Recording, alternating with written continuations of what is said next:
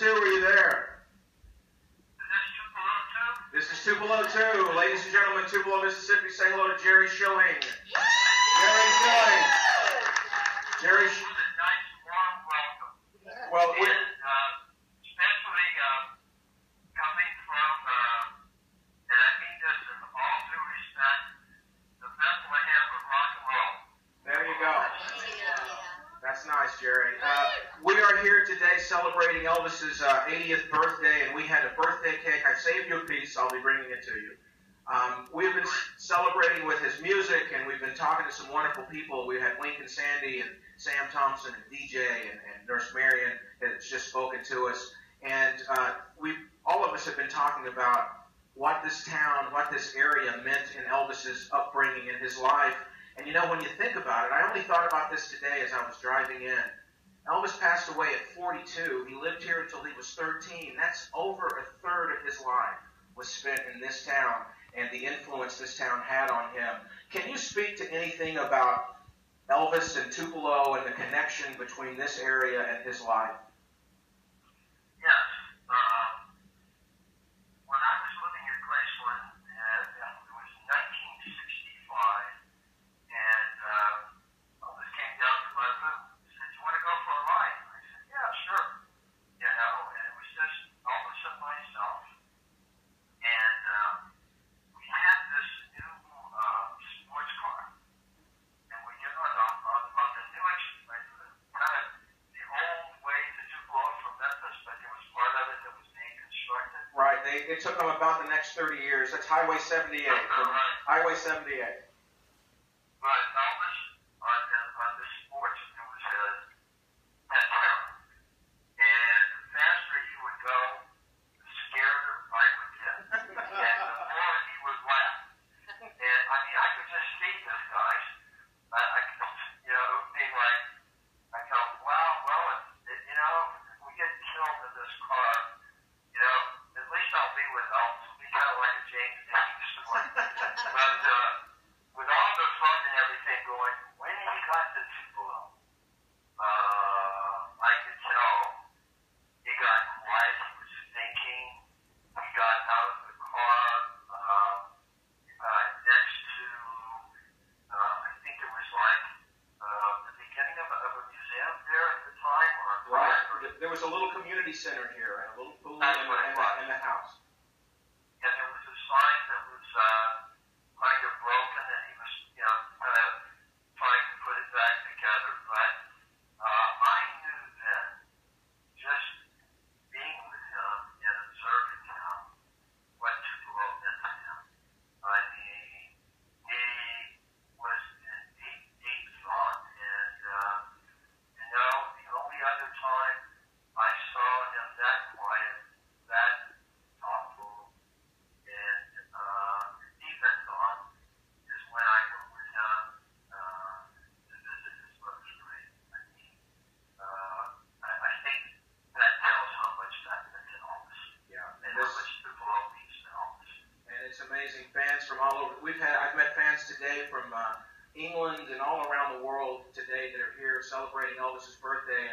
And as we've been saying, Jerry, it's not just his birthday. It's the beginning of birthday year. It's the beginning of the 80th anniversary year. I say we celebrate for the next year. What do you say? Oh, absolutely. And, you know, I haven't been to Tupelo since 1965 when I went with Elvis, so I got to get back down there someday. And, you know, I want to go with Tupelo too. And just for the audience, I call him Tupelo too because Tom has done so much in Elvis's memory over the many years just because he loved Elvis and loved doing what he does. And I think we need a big round of applause. Yeah. You got one? I know it's recent, but today, if you were still at Turner Classic Movies, we would have had Elvis films all day. I really missed it. We had them all day. I made sure of that before I left. Oh, you did? We had them from about 6 a.m. to about 3 p.m., I think. Yeah. Oh, my gosh. Well, I missed it. That was my last request before I left. Hey, Memphis 2, Memphis 2.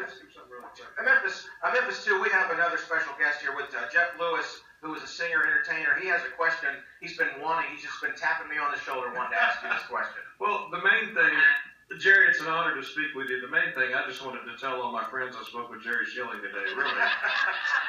But hey, I read your book. I've heard you interviewed so many times. And I wanted to ask you, would it be fair to say, and if the answer is yes, why?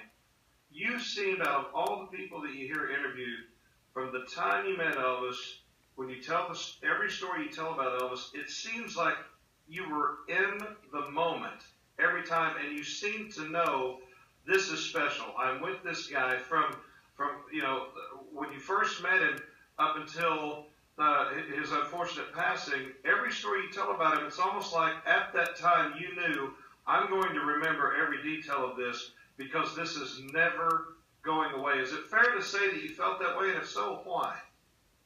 I might have felt that way through osmosis. I was just so, from July 7th, 1954, when I played football with Elvis, I was so enamored by him that I was just glad to be there, and it meant so much that I had no idea until I started writing my book that I did remember, not only remember the situations, but I remember how I felt. And so I think your question is right on. And, I was so glad to be able to tell the human story from my point of view about Elvis. That is fantastic, Jerry.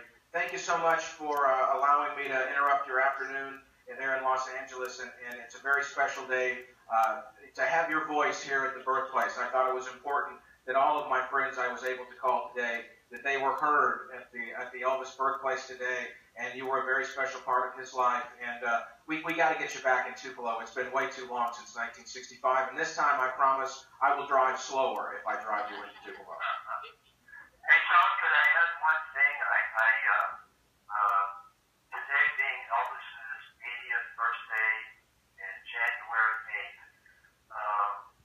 he read me a numerology thing on my number 6 one Christmas Eve, and I asked him, well, what about number 8? And could I just read one little paragraph? Please do. At heart, and this book was written in 1926. At heart, they are lonely. They are misunderstood. They seldom reap the reward for the good they do while they are living. After their death, they are often extolled. Their works praised and lasting tributes offered to their memory.